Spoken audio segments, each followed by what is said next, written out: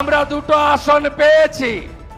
543-এ লড়াই BJP NDA করছে, আর এই ঠগি পিসি 45টা আসনে লড়ছে, 5টা আসন পাবে কিনা জানে না।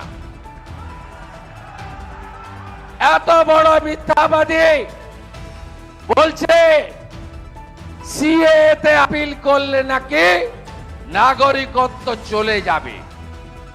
এই ঠগি পিসি কান থেকে ময়লা পরিষ্কার করে শুনে রাখুন। আমি অপোজিশন লিডার, আপনি লিডার অফ দি হাউস, মুখ্যমন্ত্রী। ইতিমধ্যে কয়েক হাজার আবেদন পড়েছে। নাগরিকত্ব যাওয়ার প্রশ্নই নেই। যদি না যায় আপনি পদত্যাগ করবেন তো আমি রাজি আছি। চ্যালেঞ্জ অ্যাকসেপ্ট করবেন? করতে আপনি পারবেন না, কারণ আপনি প্রত্যেকটা সভাতে মিথ্যা কথা বলেন। কদিন আগে আমি ছিলাম নওদাতে, মুর্শিদাবাদের, উনি ছিলেন ফারাক্কাতে। কি বলছে যে বাড়ি বাড়ি জল নাকি উনি দেন। আরে এটা তো জল জীবন মিশনের প্রোগ্রাম, মোদিজির গ্রামে আর শহরে অমৃত। এখানকার পৌরসভা তো আরেক কাঠি বাড়া। 9,500 টাকা করে তোলা তুলছিল, পরে সেটা কমিয়ে বিজেপির চাপে 6,000 করেছে। একটা টাকাও দেবেন না নাগরিকরা।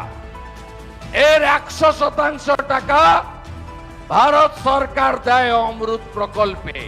যেমন ঝাড় তেমন বাঁশ।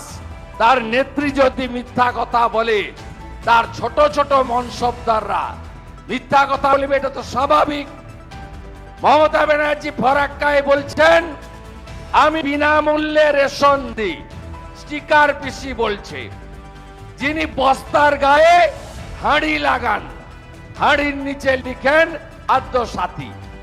ভারতবর্ষে 82 কোটি লোককে 2 লক্ষ কোটি টাকা বছরে দিয়ে প্রধানমন্ত্রী অন্ন সুরক্ষায় রেশন দিচ্ছেন ভারত সরকার আর নরেন্দ্র মোদী।